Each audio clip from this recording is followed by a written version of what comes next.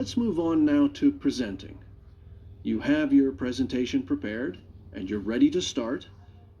Well, it's important to give a good impression from the start.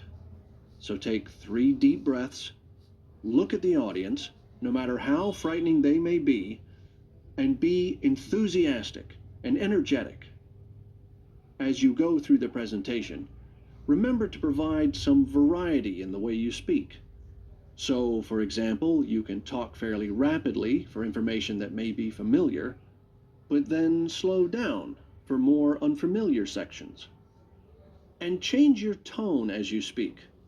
Don't keep it at the same level all the way through. As I mentioned, look at your audience. Uh, a good tip is to pick people out and look at them for around 5 seconds. Not looking at the audience gives the impression that you're either not interested in them or terrified of them. Looking too long at one particular person may make them feel rather uncomfortable.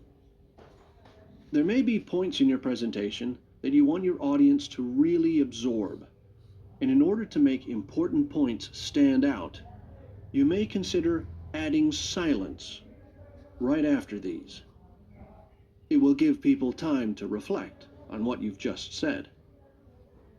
Also, you may be presenting complicated ideas or technical details, but try to keep everything as simple as possible. Use simple words and as few as possible. And be clear. If you say something like, "This appears to be," it implies uncertainty.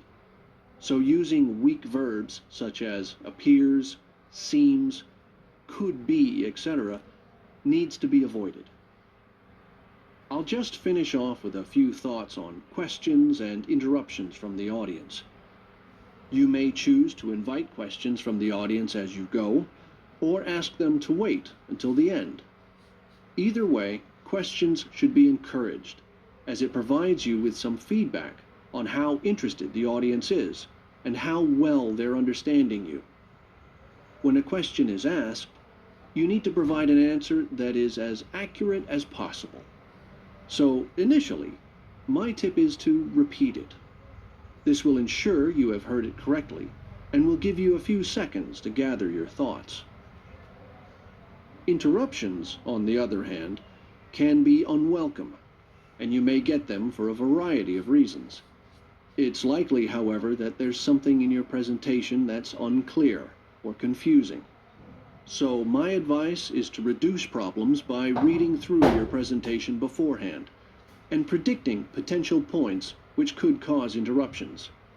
You may then want to change that part of your presentation, or at least you'll be prepared if someone does interrupt you.